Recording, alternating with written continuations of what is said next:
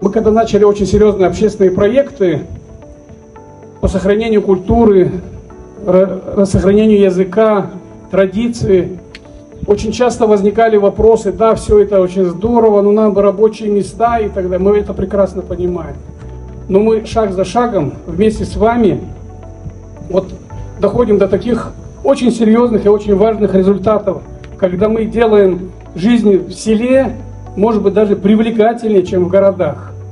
И об этом я очень давно мечтал, больше 10-15 лет, чтобы люди, мы все жители, выходцы из сел, возвращались в родные села и здесь творили, созидали, потому что все равно источники и фундаментальные основы человеческой идентичности, сохранения этой культуры, традиции, языка, все равно это все находится в наших селах, где есть как чистый источник воды, воздуха и человеческих отношений. И сегодня это ярчайший пример, то, что мы будем продолжать делать для других населенных пунктов совместно, вместе с вами, создавать необходимые условия, чтобы российское село возрождалось и процветало. Когда мы встретились с Мусой Хабаловичем, как вот рассказывал, 15 минут мы уже, так сказать, полностью нашли общий язык.